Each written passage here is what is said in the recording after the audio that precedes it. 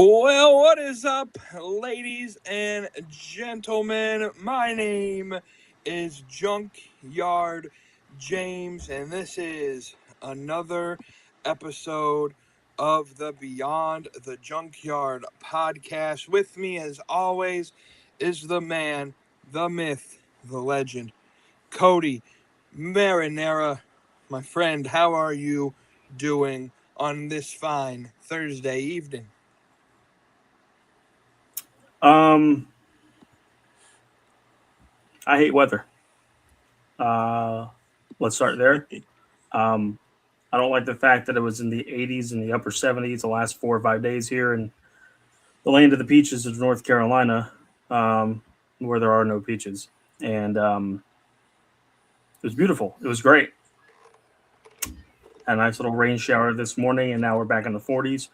And we're supposed to be below freezing in some of the lows over the next couple of days. I don't like it. I'm gonna punch Tony Phil straight in his big fat beaver mouth, and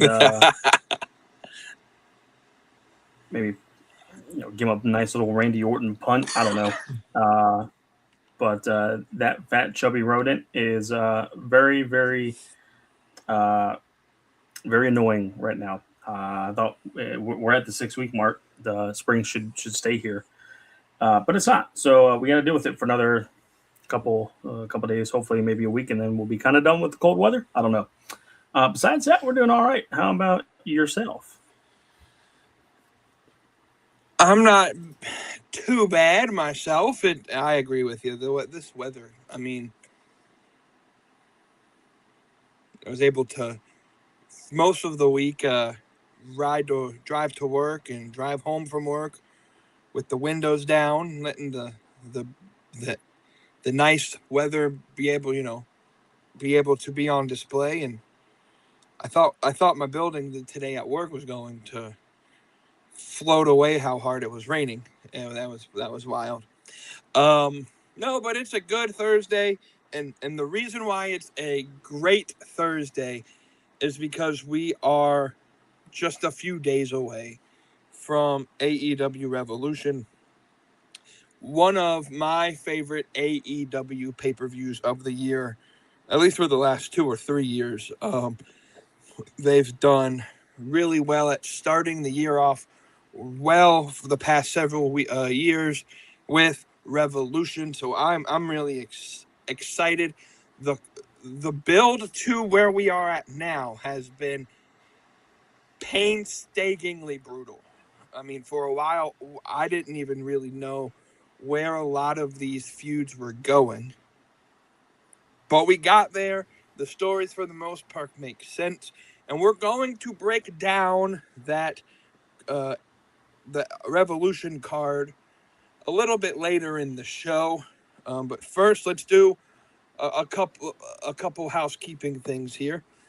Make sure if you're watching this on the YouTube channel, the Junkyard Media Group YouTube channel, that you hit that like button and subscribe and share this video with your wrestling friends and your football fan friends. We will be talking a little bit about some pro football here in just a moment.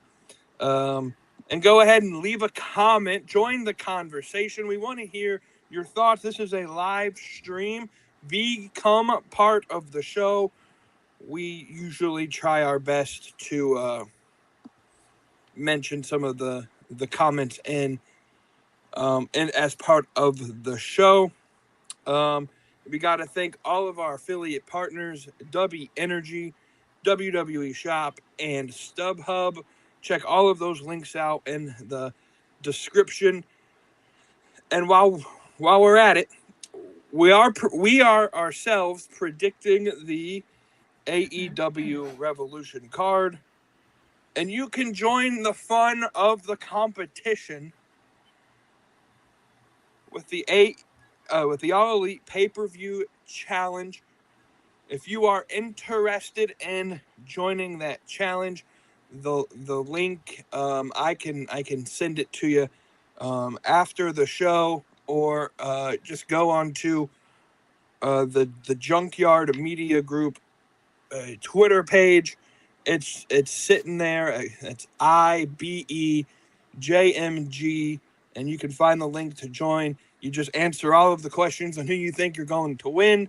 Leave a social media account username. That way I can specify who is who. And join the competition.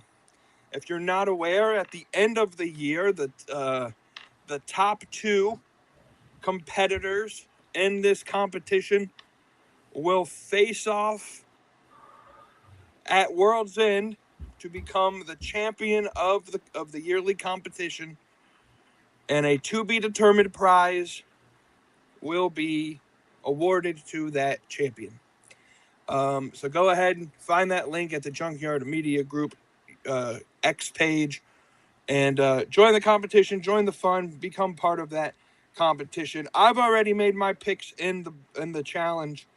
I'm not sure if my co-host has yet, but I'm sure he will before Sunday. So my picks are in. I'm just going to read off of my picks here. And so all of the matches that were announced, with the exception of one, are going to be in the challenge. Anyways, let's get into our Iron and Turf section of the show and get through some free agency talk. Starting this week, the new NFL season has taken place, and free agents were able to sign with their new teams. Before we get into a couple big stories through free agency, as a football fan of your favorite team, we got into Monday, we got into Tuesday. What is your reaction early on in the week compared to where your team is now, my friend? Monday at 4:00 Eastern, I was ready to go with a bunch of Commanders fans up to Ashburn, Virginia, and burn down the team headquarters and make sure Adam Peters was inside of it, because we were not happy. We were not happy. Missed out on Alec Pierce, missed out on Romeo Dobbs, missed out on Linderbaum. We were so close, so close. That's what all the reporters were saying, and it was very, very frustrating because we had needs. We cut our center, thinking that we were going to get a really good center. We kind of have a center. Still a little nervous about the progress of that. We really, really kind of need one. Cushenberry, I think, is still out there, so go get him. But yeah, I work with my mother-in-law, and she got a taste of how the sports fan in me really, really comes out. Between 12 and 4 o'clock, she would look across the desk and hear me say, "Oh no, Damon, no!" A little more animated than that. And she finally asked at one point, "Oh, are you watching a game?" And I said, "No." I said, it's legal tampering day in the NFL. Free agency basically started, and my team is doing nothing, and it's very frustrating." And then Monday night came, and that's when we signed. I think in the first few hours we signed Amik Robertson, real big splashy signing there. But then we got Monday night into early Tuesday, where that's when we got Odafe Owe.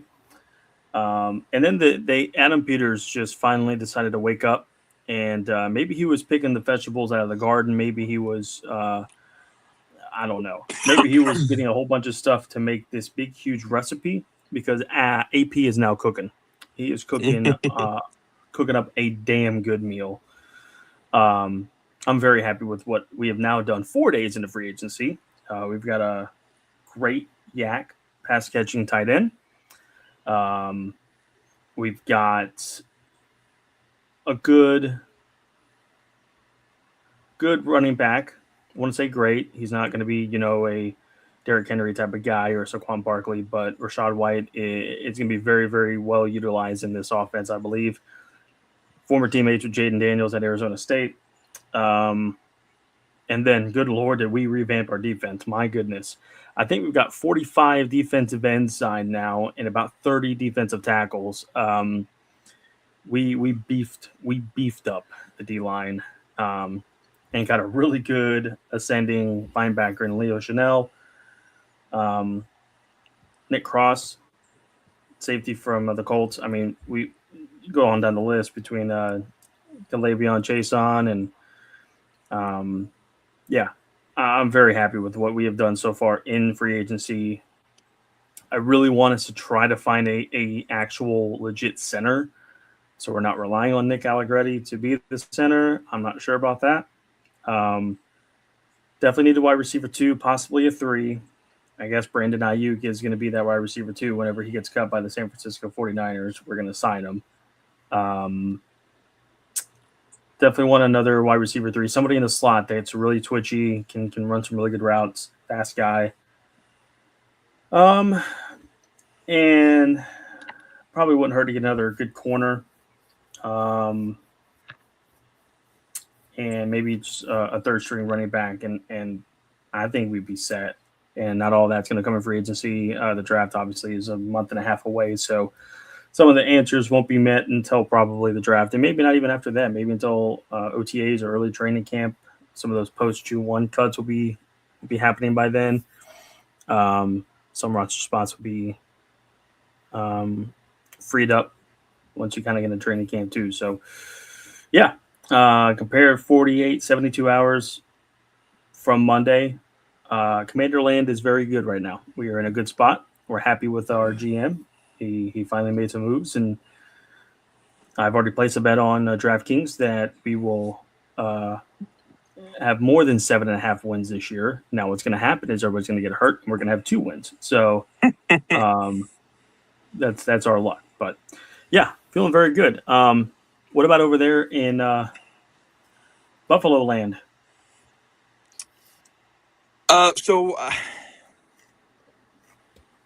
How you felt Monday, right? Mm-hmm. Mm-hmm. That's kind of the general feeling of Buffalo this current moment. It's not good. I think the Buffalo fans made the realization, like we all knew, like Sean McDermott when he got fired was the scapegoat, and it was actually Brandon Beane who probably should have been cut first. But if you weren't on that train several weeks ago when he was fired, a couple months ago at this point, if you weren't on that train then, I think you are now. Because, now listen, Monday was a national nap day or day of naps or whatever it was. And maybe that's why Adam Peters was slow to make some moves. He was celebrating nap day. But Brandon Beane has been taking a week-long nap with certain spurts where he'll sign a player here and there, not in many moves. Obviously, our biggest move was a move that I actually am okay with, trading a second-round pick for DJ Moore. But out of free agency, I think we've picked up D. Alford, which, I mean, that's another thing. We cut our nickel corner, Taron Johnson, probably one of the best nickel corners in all of football. End up with only $2 million in savings compared to $9 million in dead cap. That is the dumbest calculation I think I've ever saw. Cut him just to sign another nickel corner in D. Alford. Not quite sure the logic behind it, but it is what it is. Obviously, we made the splash with Bradley Chubb, and then earlier tonight we picked up Chauncey Gardner-Johnson. It's just a different free agency, and maybe that's a good thing. Maybe us not signing a whole bunch of splashy players is a good thing. I don't know. We'll see how it goes. But I'm of the realization at this point that hopefully Brandon Beane was promoted this offseason so that when we crumble and fail, he's the first one to get cut in the next offseason. That's the only justification I have for this. Like, maybe if we don't make it this year, they'll actually realize, or maybe it wasn't coaching. Maybe it's actually the front office. Because right now it seems like no one really thinks that. You mentioned Washington signed Leo Chanel. That was the most obvious selection for Buffalo to go after, and they didn't. There was another guy that I thought would fit really well, and y'all picked him up as well. Can't remember exactly who it was, but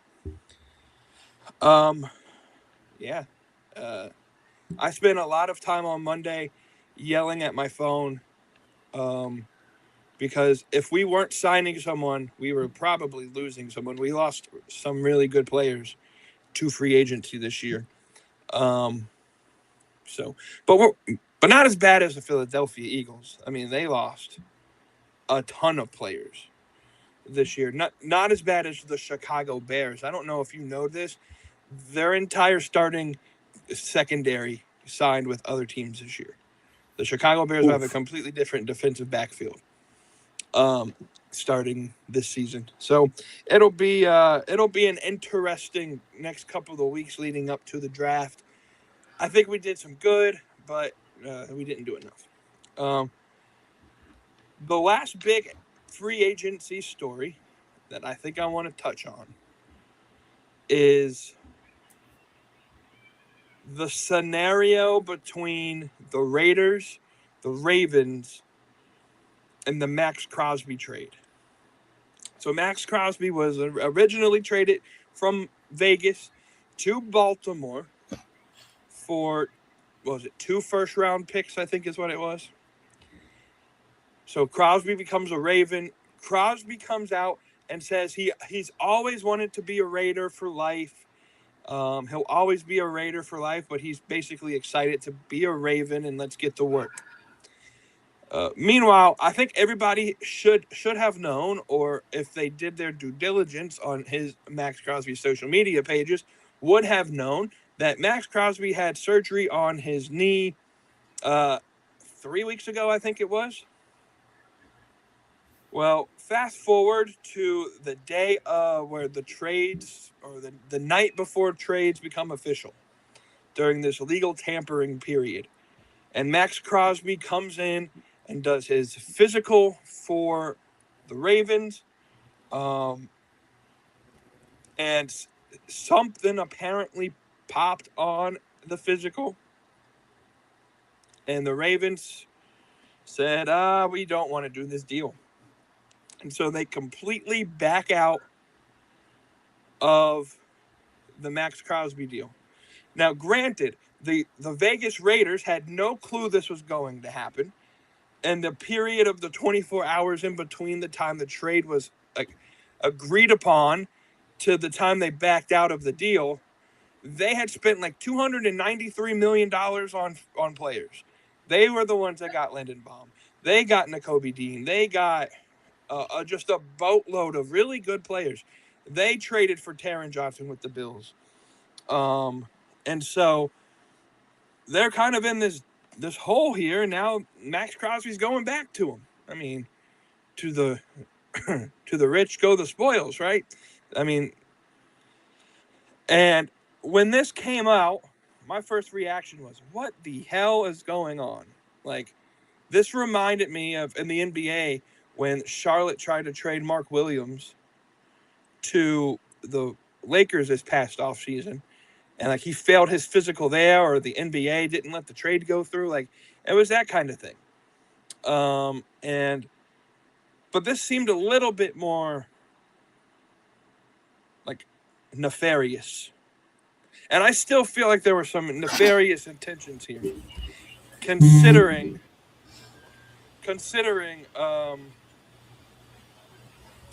just 12 hours or so later, Trey Hendrickson signs with the Baltimore Ravens.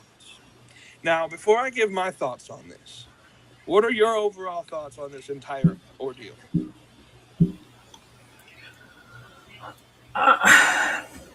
I I don't know. I mean,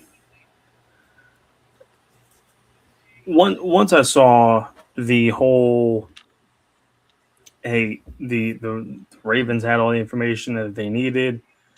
Um, I tend to just say that the Ravens got cold feet. They just retracted the trade, and they did so legally. It was before the new league year started. I can't question the legality of it, but I can question the morality of it, the ethical part of it. Teams are not going to want to trade with the Ravens now. Um, Agents are going to be skeptical of deals with the Ravens, this and that. GMs are definitely going to be reluctant on making trades with the Ravens, and yeah, I mean, you should have done. You had your due diligence. You knew what you were getting yourself into. You backed out of it. You realized you could have just kept the 2 picks and signed Hendrickson, whether or not his market was going down or not. I think he was going to sign. Even if the Ravens didn't trade for Crosby, I think the Ravens still would have been in hot pursuit of Hendrickson regardless. Looks like they were in the market for an edge rusher pretty strongly. But why wouldn't have that been a thing anyways? And I probably because Crosby's a younger, probably better player, at least a little more upside, whereas Hendrickson is on the wrong side of 30, so naturally Father Time should catch up to him and may not be as productive. And you got to watch for the injury bug now. But yeah, I mean, the Raiders went out, signed a bunch of people, and then after that whole thing happened, now it's like, oh my God, do they even have enough cap to sign all these people? They're going to have to get rid of somebody. Selfishly, I was hoping that Linderbaum would not be able to sign and we could scoop him up, but it didn't happen. One of the Commanders fans that I listed on some of his podcasts, he summarized it as funny of a way as possible that the Ravens had post-nut clarity syndrome. And I'm like, well, I guess that's one way of putting it. Yeah. Hate it for the Raiders for that perspective. At the same time, the Ravens, legally, they did nothing wrong, but they probably made business for themselves a lot harder going forward. Yeah, I don't think at this point we can question the legality of it. And I don't think that's necessarily my problem with the deal because, like you said, there was nothing technically illegal about what they did. The deal was made, handshake deal.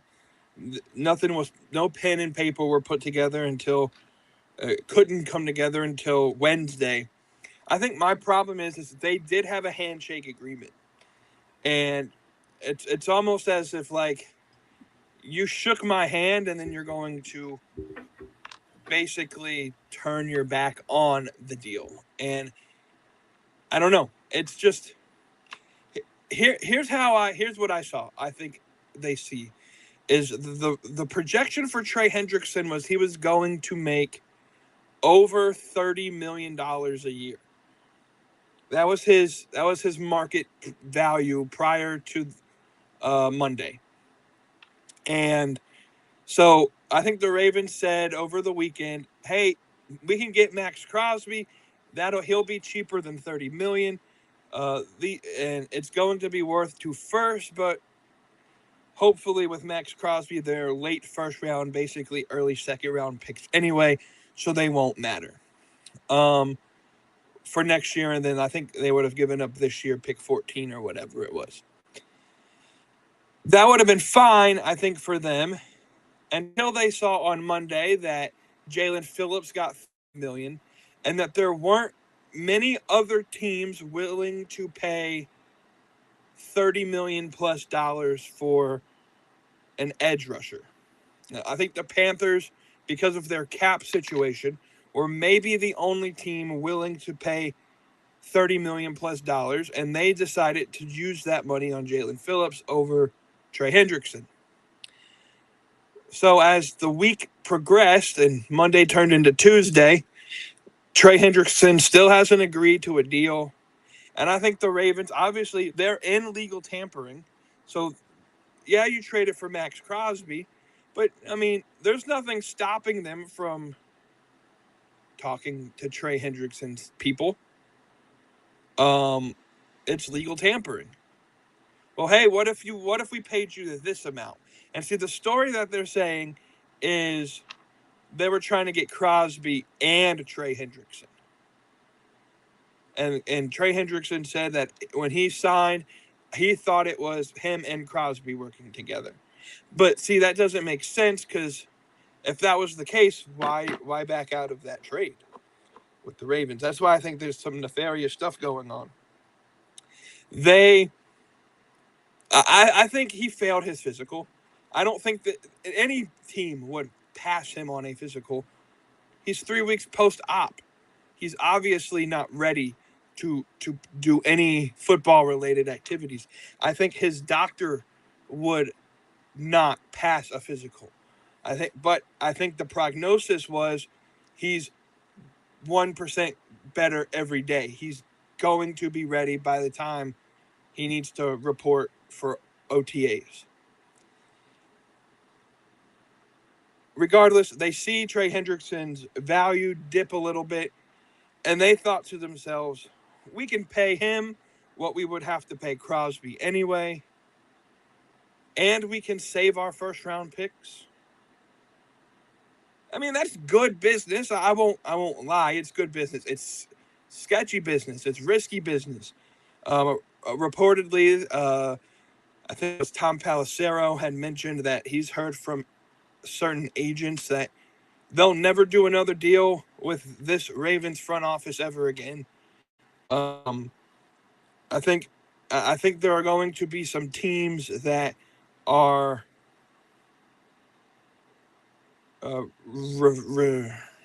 reluctant to work with the Ravens going forward. And that's just the risk of the game. And I don't know if it's a good thing or a bad thing. I think for Crosby, I don't know if he really wanted to leave the Raiders, and now it seems the Raiders are okay to have him back. And they may not move him.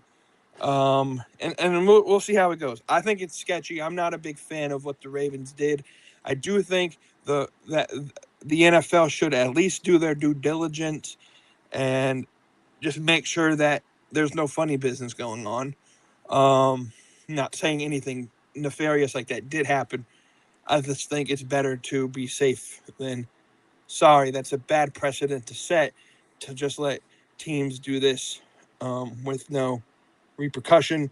And I do think that this could cause legal tampering to have some modifications because this can't happen. I don't know. All right, we're here. Now let's go just quickly here to our mid-card meltdown, and then we'll predict some of these AEW shows. For those who are new to the channel, every Thursday we do what's called the mid-card meltdown. It's just one thing in the pro wrestling world that maybe grinded our gears, or maybe it's just something that we thought was hilarious and we just wanted to use our time on this segment to talk about. So, my friend, what's your mid-card meltdown of the week?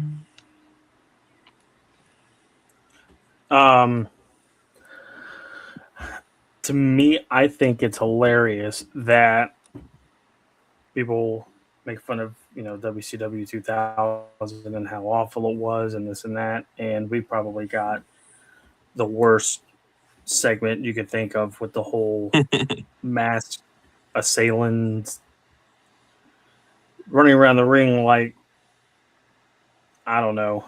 I don't even know how to describe what the hell that was on Monday on Raw. That was awful. Having all these masked people come out and then Seth put down his mask and then play Ring Around the Rosie and then just run. I mean, I just that was just Man, that was bad. Yeah, it's understandable why WrestleMania, right about a month out, is still drawing under 40,000 for each night. Um, Not looking good at all. Not looking good at all. And listen, I the promos for most of these matches that are announced have just been bad. Punk's promo in general has been horrible, and I'm not saying Roman's the best mic guy in the world, but Punk just can't talk anymore. Um, I don't know what happened to him, but he cannot talk anymore. AJ Lee is the most boring character I think on television right now. Um, Jade Cargill is still Jade Cargill. It's pretty bad that Rhea literally has to carry the entire program of that from the in ring, out of the ring, promo, social media work. I mean, she is doing her damnedest to carry this feud, but it's just not great. Liv and oh god, why am I forgetting who the hell she's fighting? Stephanie Vakir. It's okay. It's just it's all right. Um, and let's not even talk about what the hell happened last Friday again.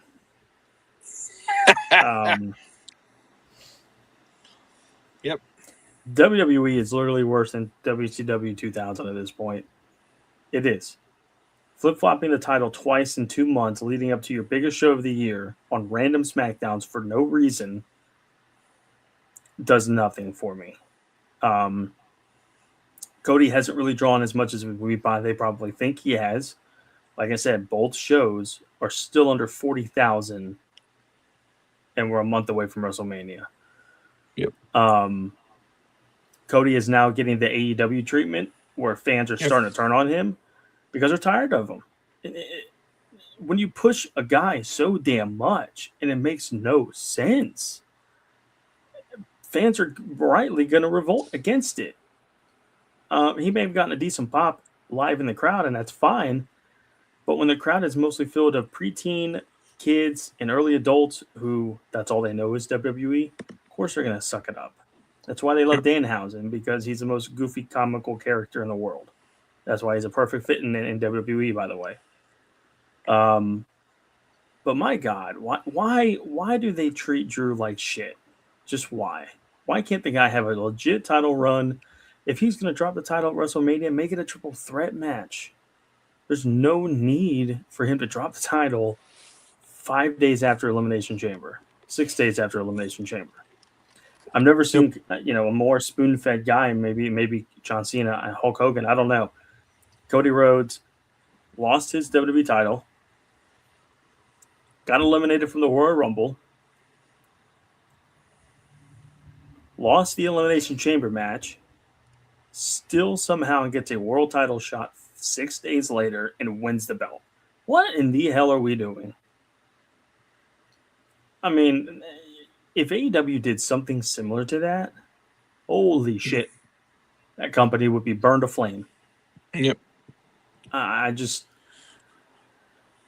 It's so mind-boggling how badly and piss poor the creative has gone in WWE. And then clearly it's not Road Dogg's fault. He's a scapegoat. But Mr. Levesque needs to go back to booking class. They need to bring back Vince. They got to do something. I mean, it is. I thought last year was a bad build for WrestleMania. This has to top it right now. This has just been awful. No, you're absolutely right. It goes back to what I was talking about Saturday. If you haven't watched the Saturday episode of the show, I was talking about like WWE.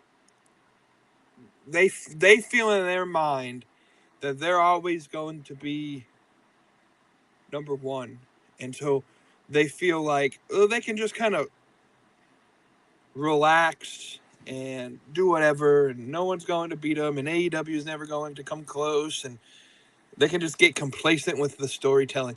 This, I can't believe I'm saying this, but I almost would prefer Roman Reigns eating dog food over whatever the fuck we get on Monday and Fridays now. Don't say that. They'll do it again. Might be cat food this time. It's bad, and I posted something on my TikTok channel this weekend, and I got a comment basically saying, when Cody came back, everybody wanted Cody versus Randy, but now they give it to us, and they're complaining about it, and the point isn't that it's Cody versus Randy. Yeah, we all wanted Cody versus Randy. It's the fact that it's Cody versus Randy with literally no build. There's no story to be told. Oh, Cody's the champion magically again. Like, that's not a good story. If you would have built this up to be a good story, the revenge arc of the guy who got kicked out of whatever faction they were all in together. Legacy.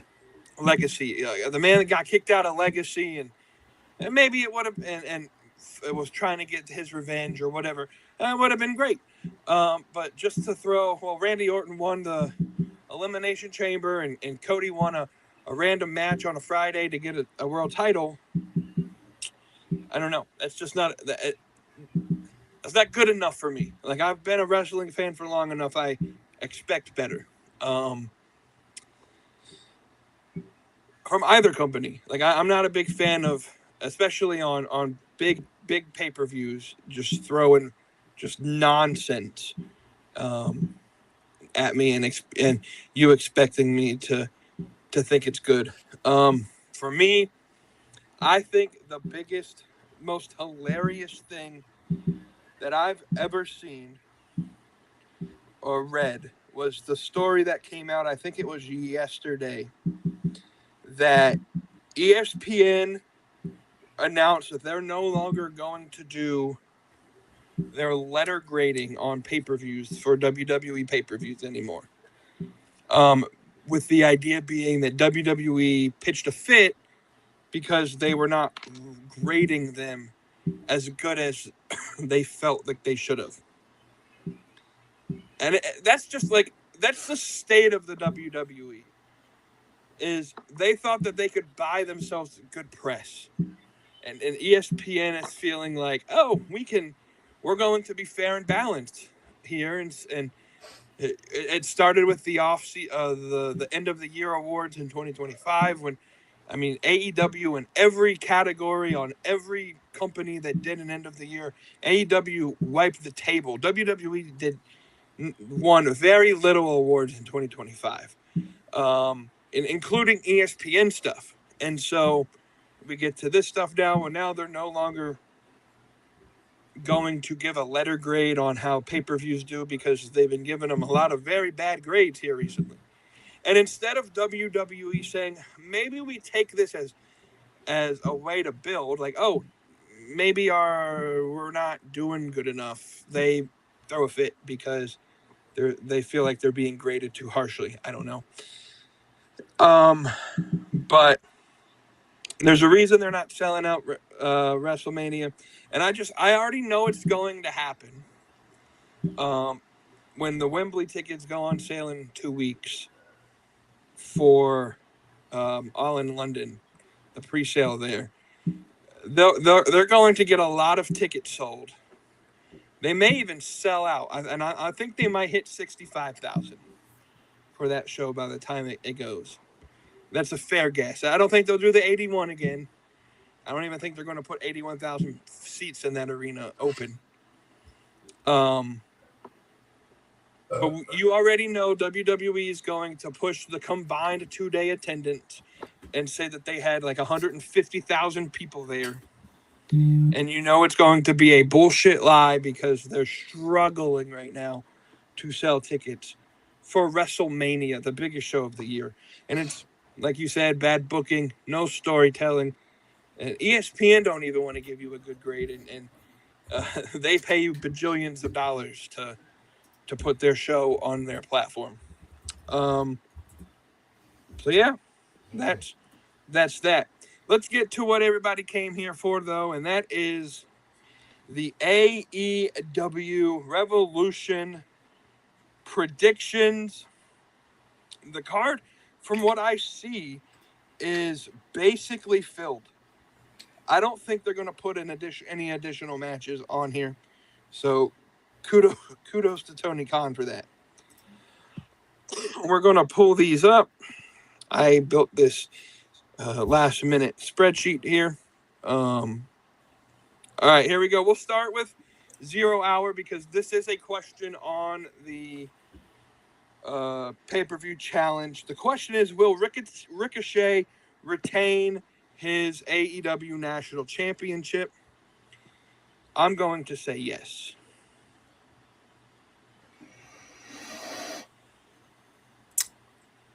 I'm gonna say yes as well. I think that, to me, it hasn't been built up enough, shockingly, because it's a title that probably AEW shouldn't have brought onto here. But yeah, I think it's going to be Ricochet winning. All right, moving on to the next match. We got Bandito, the ROH World Champion, fighting Andrade El Idolo in a singles match. I think this match is going to be a barn burner. Who do you think wins it?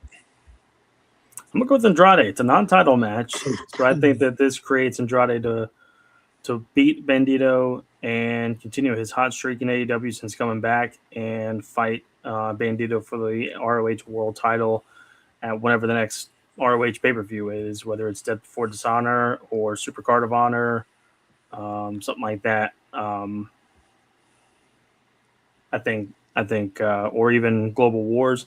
Might be Global Wars. They're doing a collaboration with Maple Leaf Pro Wrestling in Canada, March 27th, I want to say it is, Okay. called ROH Global Wars, up in Canada. And I think Andrade wins this match, and they fight for the ROH World Title at that show. Yeah, that's fair. I have Andrade winning this as well. I think it just makes sense. Bandito has kind of been, after a hot 2025, has kind of been relegated back to this mid-card scene in the AEW level. And there really hasn't been a whole lot of that title build in ROH from what I've seen. And I'm not a very frequent watcher of ROH, to be frank. But yeah, give me Andrade. That'll be fun. I think it does set up an ROH title match at some point in the future. And this is the strangest match, the one that I had a hard time picking when I was going through this. Everyone barred from ringside. Timeless Tony Storm takes on Marina Shafir. Everyone barred from ringside. Who wins this one? We'll go with Tony Storm. I really don't see.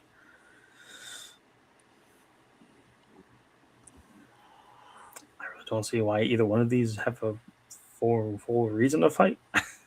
I know they've been kind of building off of the whole Tony and Death Riders thing and Hearn versus Marina. This I don't feel needs to be on pay-per-view, to be honest with you. That's just me. But it's a women's match on the card. It's good to have. But I don't know. I'm not really feeling this match. I'm going to go with Tony Storm, though. You say 2 women's matches on the card? No, I said 4. That. Oh. Well, what I was saying was that I'm glad that there's more than 1 women's match on the card. Gotcha. Okay, that makes sense. I was like, I think they got more than 2. Yeah, surprisingly. I actually think Marina wins this match. And the reason for that is I feel like Tony Storm at some point has to take a loss, and Marina doesn't fight a whole lot anyway.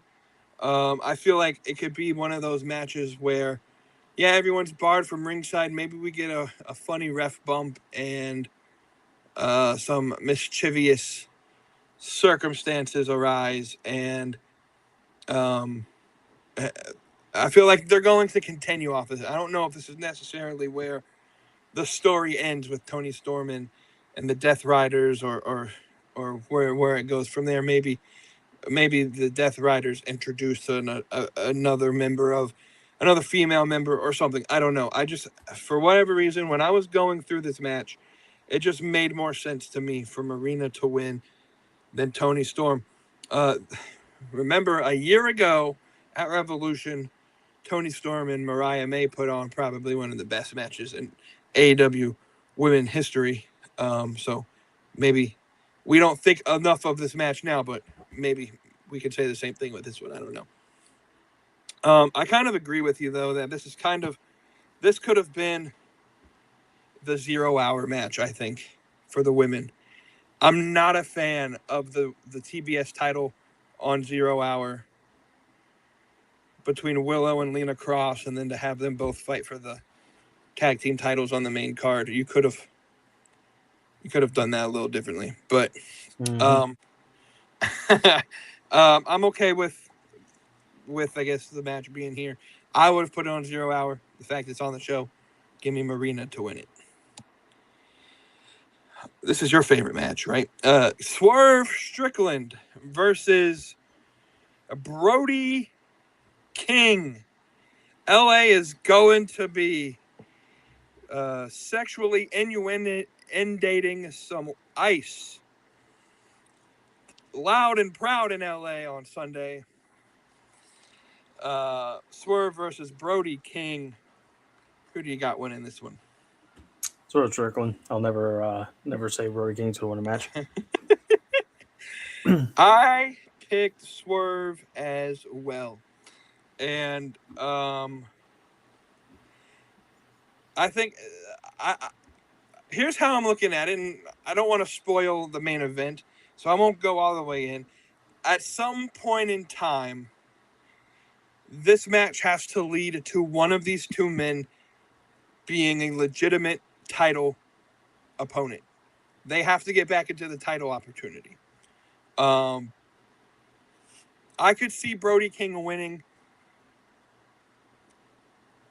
I could have seen Brody King winning if Kenny Omega wasn't in Japan doing his Capcom Pro Wrestling or whatever he was doing. He was in some video game conference. I don't know. And Kenny comes out and beats up Swerve for Brody King, and Brody wins. I could see it. I don't know if it's going to happen. But Swerve, I don't know. He's just, I think they're building him to be the next baddest guy, and to have him pick up a loss immediately doesn't feel good for me. So we'll see what happens here, but I got Swerve winning as well. Another match that I don't really know why it's on the card, to be honest. It's not in I didn't put this in the challenge. I honestly just figured out this was a match 10 minutes before we went live when I was putting this together. I didn't realize they made this an official match, so it's not part of the competition, so don't worry. We're going to make a pick, but it's not going to count. And so for that reason, I'm going to pick Roddy, Orange Cassidy, and Darby Allin to lose to the Dogs with the help of a familiar friend of the Bullet Club War Dogs, and that is the Switchblade, Jay White. Interesting. I also have the Dogs winning as well.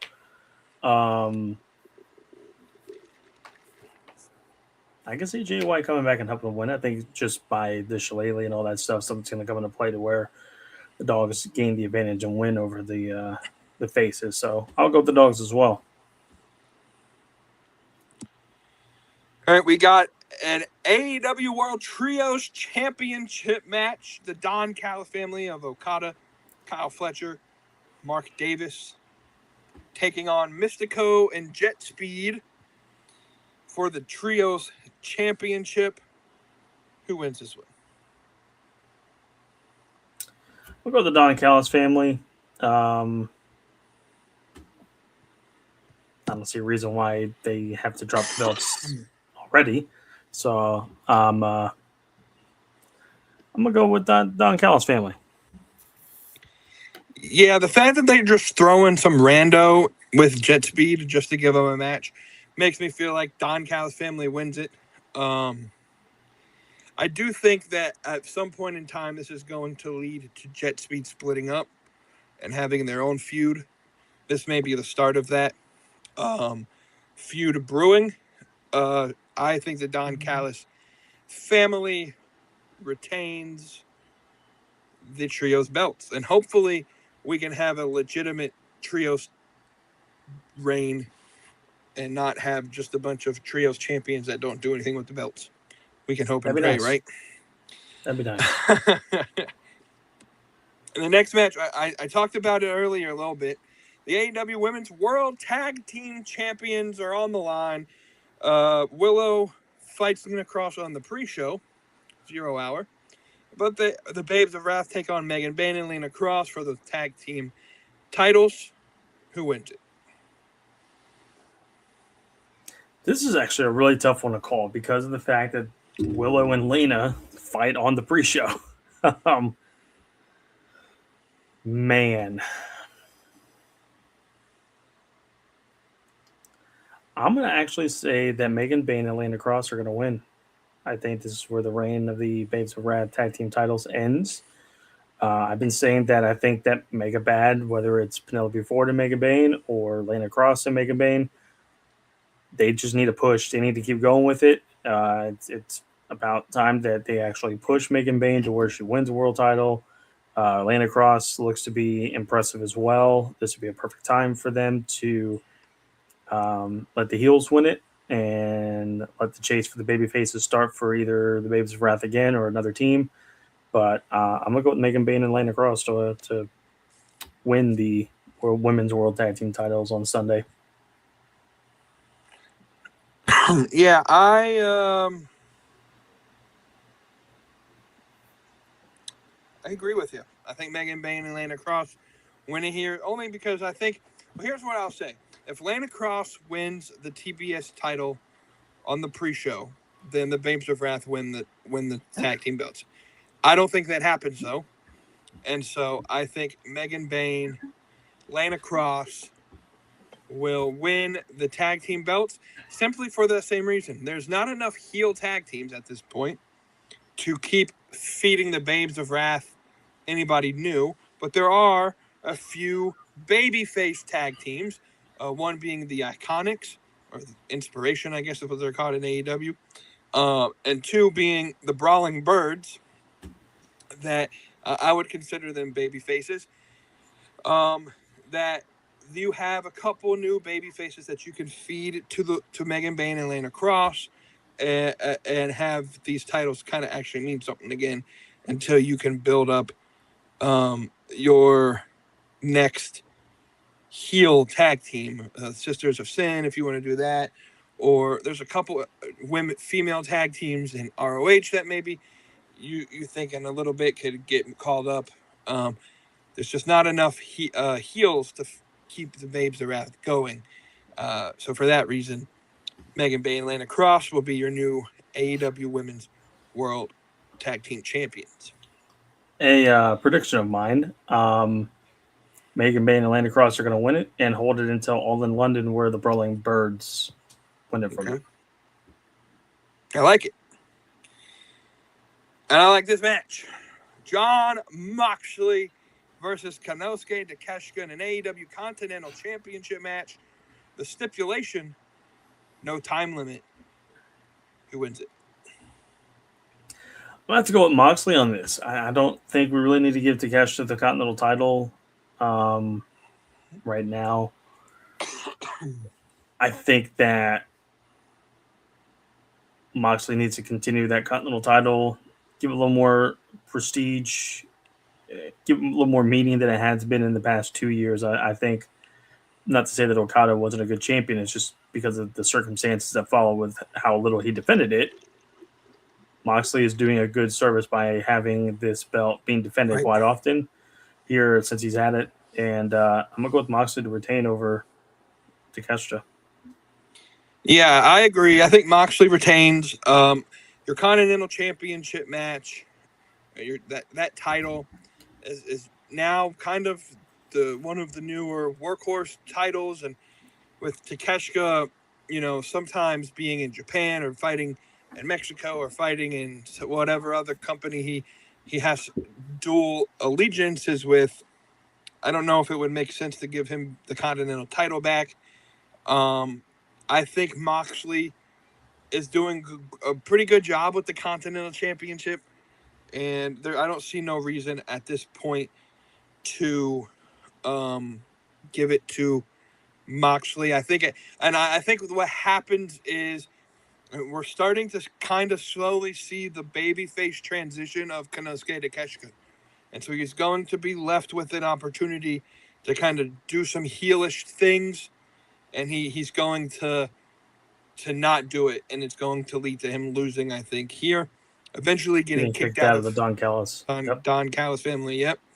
And I could see, and tell me if I'm thinking a little bit too far out of the box. He gets kicked out of the Don Callis family, and then Kenny Omega and Konosuke Takeshita form some form of alliance. That would be interesting. I could see that. I was thinking maybe a little bit more along the lines of him just feuding by himself. Yeah, maybe a little bit of a tag team with Kenny Omega, but I think by himself, fighting Fletcher for the TNT title. I think Konosuke would be a good TNT champion. But I could see that with Kenny as well, to kind of have that mutual hatred of the Callis family. At least, tag teaming sporadically here and there. Yeah. And maybe Okada still holds the international title. Is that right? Yes. Yes. So I could see him going against Okada. Okada still gets a couple of them sneaky jabs in every now and again on Takeshita. Great. Next match is the AEW World Tag Team Championship match. FTR fights the Young Bucks. Who wins it? I got the Bucks winning. And becoming new tag team champs. Home state.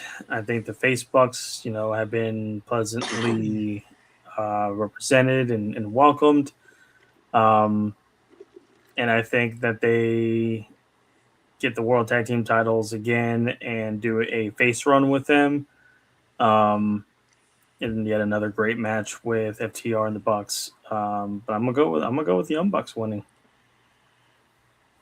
Now the Young Bucks do not put themselves over against other tag teams and pay-per-views. I could see them winning. It's their home state. I'm sure Tony Khan will push it. I think something else happens. I think FTR wins. And there's a reason they brought in Papa Buck and Mama Buck a couple weeks ago. I'm assuming they'll be in the crowd again. And FTR is going to win and then do some after the match shenanigans. They'll pull Papa Buck and maybe Black Sheep Brother Buck into the ring. And I think about where the next pay-per-view is. I think we hear Edge and Christian, or Cope and Christian, come back. FTR versus Cope and Christian in Dynasty. It's a very good point that I did not think about. Honestly, did not think about. In Canada, though they're not their part of Canada, the other side of Canada, but still it's in Canada. It doesn't matter if you're on the east side or the west side. You're a Canadian hero through and through, coast to coast. Right. Correct. Because of that, I'm actually going to switch my answer. I haven't submitted my log, and I'm allowed to do it. I'm going with FTR. I like your idea better. There we go. We're both going FTR there.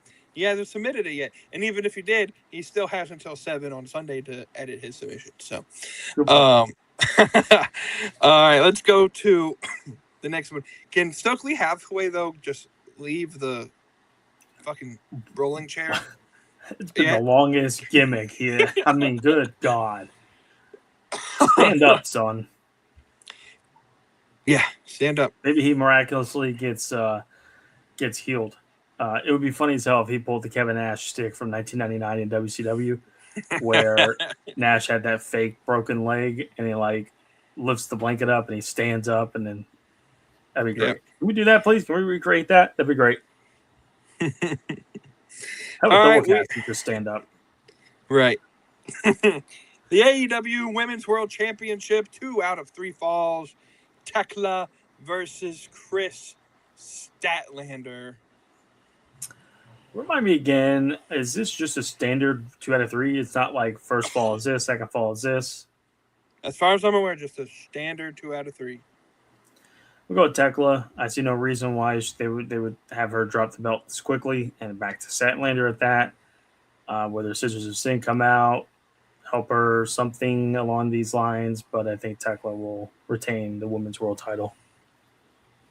Yeah, I think Tekla is just oozes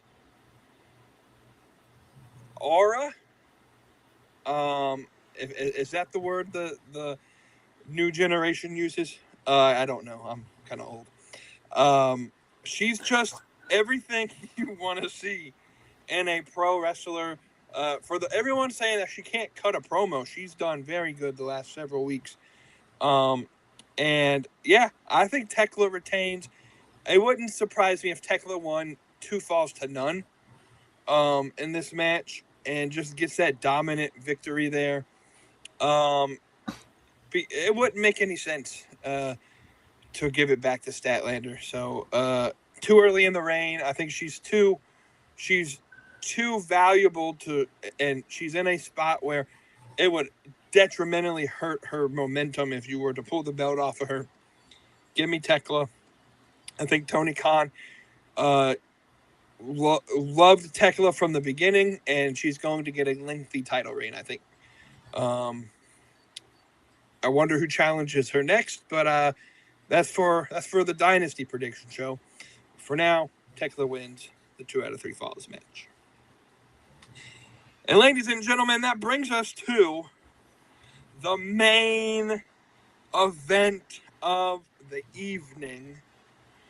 A Texas death match between MJF, Mr. Big Hebrew himself, Maxwell Jacob Freeman, and Hangman Adam Page. Stipulation: if Hangman Adam Page loses the match, he can no longer fight for the AEW World Championship.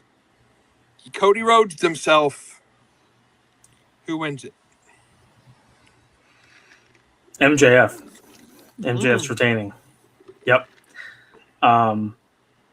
Somehow I thought of this, but I didn't think of your idea. Dynasty is in Canada next month. Omega's getting the shot at the world title next month.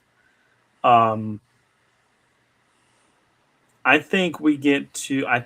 This is going to be a longer term storytelling perspective from my part, from Adam Page. I kind of would like to see him go back to that depressed, sad cowboy. Maybe go away for a little bit, come back and be that. They try to find him, and they're like, "Dude, what are you doing? You need to, rise up, this and that." And he's like, "I have nothing left to fight for.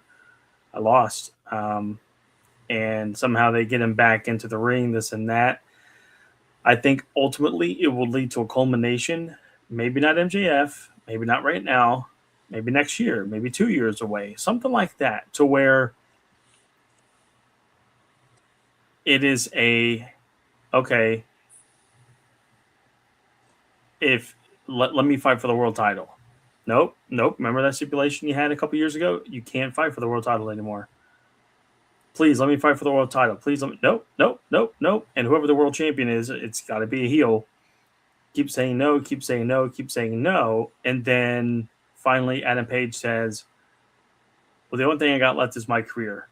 I'll put my career on the line, and if I lose, I retire forever. I no longer wrestle for my chance at the world title. And then that gives the champion an incentivization of, oh, I could be the person to end Adam Page's wrestling career. And that's how he gets his world title shot and gets the arc, wins a world title. There we go again. That's years down the road because that's going to be a longer term storytell. So this is why I think that, yes, MJF will retain the world title. It'll be something different, too. That would be interesting. I don't know if AEW can really, I don't know how effectively they would be able to pull that off. I mean, I could see something as like Hangman loses, let's just say, and he joins in one of these gauntlet matches, and then he wins there in that gauntlet match. The stipulation is you get a title shot, and he wins it. Therefore, they have to grant him his title shot. I could see it going that way. I think Hangman Page, though, wins this match. Becomes world champion, because I think going back, and I know you're going to hate to hear this, but I think this is money, and there's still money on the line. There's still things to fight for, and we're going to get a second rendition of Hangman Page and Swerve Strickland, and they're going to finally complete that feud. And so, give me Hangman to win the AEW World Champion. And I know you hate thought of. I don't like that right now. Plus, I don't like the fact that MJF would lose a world title 2.5 months after just getting it. That to me would be just kind of odd that they would do that. Ratings have been up, attendance is up. I feel like you would want to continue that run with MJF being the world champion. But Hangman and Swerve have put on some of the best matches and moments in AEW history, so I'm not against that. I just don't want to see it right now. But it'll be interesting. It'll be interesting to see what happens on Sunday. Yeah, it'll be interesting. So here's how. Again, maybe I'm wrong, maybe I'm not. Hangman Swerve, maybe they fight at.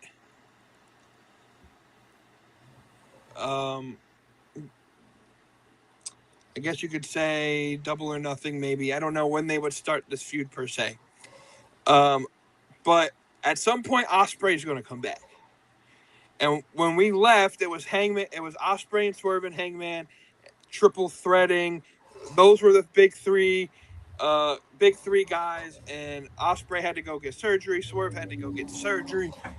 I think they want to get back to where that was. And so at some point, maybe it's Ospreay versus Swerve, or Ospreay. Like obviously, Hangman and Ospreay are baby faces at this point, so I don't think they would go head to head. But I think the next line is Hangman now, Swerve at maybe Double or Nothing, and then you get from Double or Nothing to All In for Swerve. He gives it to Ospreay, and then finally Ospreay's the guy that I think they wanted to give the title to anyway. He has his moment in London, and he can have a lengthy title reign. I kind of feel like that's where the progression is, but then again, I could be wrong. It'll be interesting. It'll be interesting to see if that's what they think will happen, or if they think. I just don't know where MJF would go. I mean, I guess you can kind of still be in the world title scene, but it would just be, to me, it would be just kind of weird of where he would go after that. But I'm still holding on to it'll be MJF versus Ospreay at All in London for the world title. Still holding on hope to that. But yeah, it'll be interesting to see. On a side note, the Tennessee Titans have unveiled their new uniforms, very Houston Oilers-esque, but cool. Looks good for them. But yeah, no, I think that it'll be interesting regardless, whoever wins, and to see what kind of transpires out of Revolution going into Dynasty next month. And then we kind of get back on a schedule a little bit with the monthly pay-per-views after being off for 2 months for AEW. So it'll be fun and interesting to see where the road will take us from here on out for the rest of the year, because this really kicks off the monthly pay-per-view schedule for AEW again. And one thing we haven't mentioned tonight is for VPN users in America, but for international people, they have a brand new way of watching pay-per-views, and kudos to them. I hope one day that will come to the Americas, so we don't have to get a VPN. Well, if what Tony Khan said at the media call is any indication, that will not happen anytime soon. True.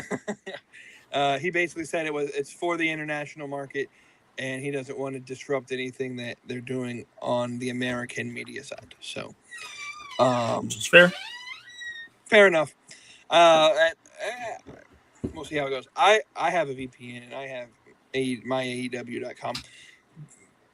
It was fun. Dynamite was fun to watch without all of the commercials.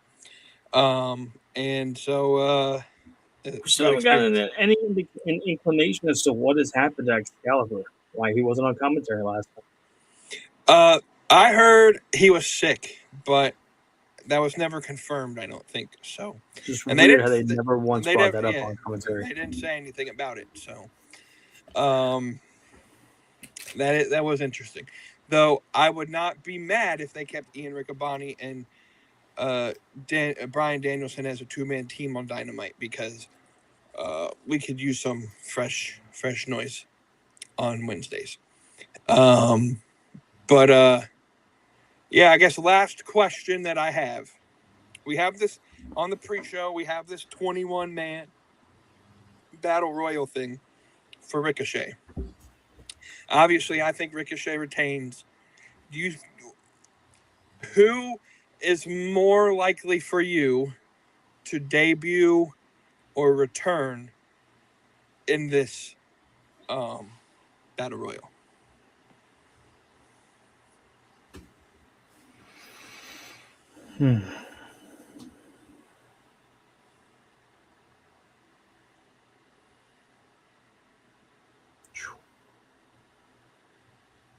I'm trying to think of who's not. Man, you had to put me on the spot like that.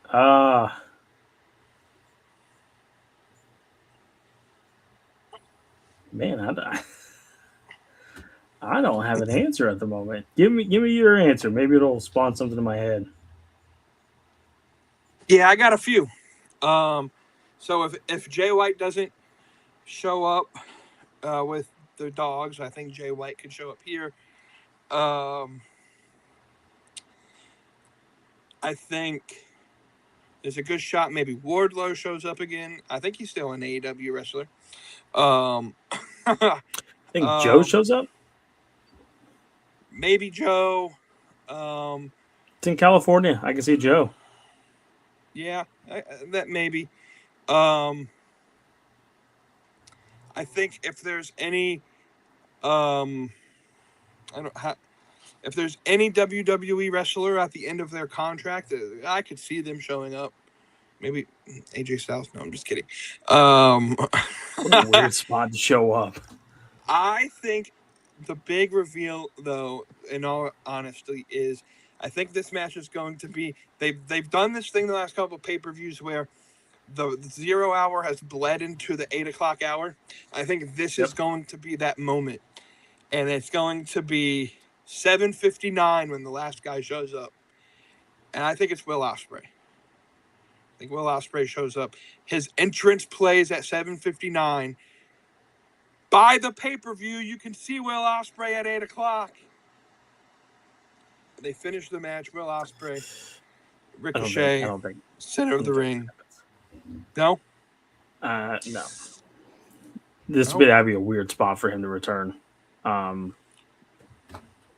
if you look, I mean, it's just, to me, when Ospreay comes back, he's going on this massive push to become the world champion. That'd be such an odd way to bring him back. My opinion. I'm going to go with Joe, though. That's my guess. I'm going to go with Joe. It's in California. The Samoa Joe? No, Joe Anoa'i. Anoa'i. Roman Reigns. Roman will show up in the WEA. No, just kidding. Yeah, I think this would be it makes a little more sense after I've talked myself into it. I think Samoa Joe returns. Can you take control of the ops? Because Hook has done a terrible job. Um, Yeah, please do. We need to end the Hook experience, man. I'm yeah, sorry. yeah. Nothing He like feels Daddy. he feels more like a guy that like would fit better in the WWE system, where they write all his promos for him, because he ain't that creative, to be honest. Sorry, Taz, I love you, but your son, maybe you should have stuck to lacrosse. Well, that's about all we have tonight. Unless you got any last minute things. But yeah, what do y'all think? Comment your thoughts. Join the conversation in the comments. Join the competition. Go to the Junkyard Media Group X page at IBEJMG and join the competition. And we've gotten some people to actually fill out their brackets during the show, so I appreciate you if you're watching this. Any last words, my friend? So this is going to be part of my sauciness. I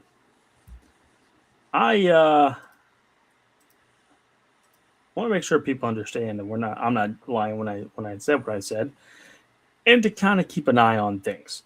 So this is Russell Ticks on the Patreon. Best $2 you can spend per month. You get all of this information right here.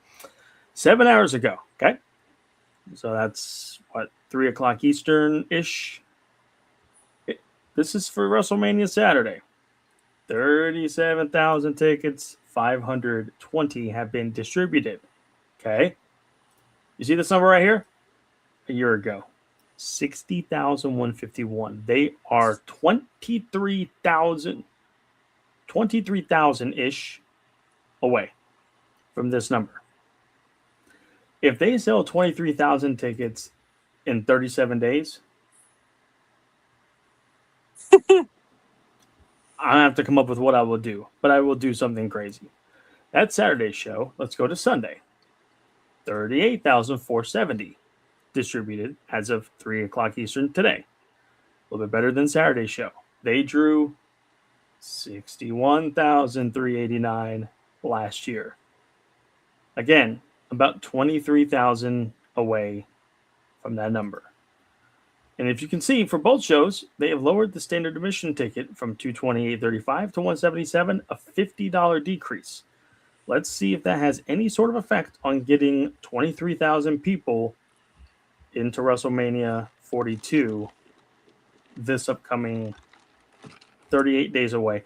They would need to sell on average 605 tickets a day. A day to get to that magical number they did last year. That ain't happening. If WrestleMania does under 55,000 this year for both shows, massive failure. Massive failure, in my opinion.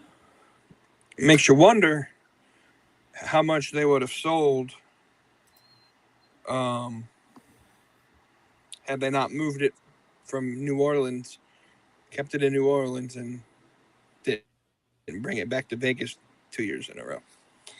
I think it's part of it. I think it's just the crappy booking and the high prices, and nobody want to pay money to watch them. That's true as well. Yeah, I ain't got anything else, so I'm going to turn it back over to my man, and you can say the final words. As you can tell, sometimes we like to put a little extra seasoning on the sauce because, when you stir the pot, stir the sauce, it creates some little controversy, and sometimes the controversy does create cash. So, a friendly lesson to your friends. Made famous by Eric Bischoff. With that being said, have a great weekend. March Madness will kind of kick off officially this Sunday with Selection Sunday. NHL's back, NBA's in full swing. The NFL free agency will continue.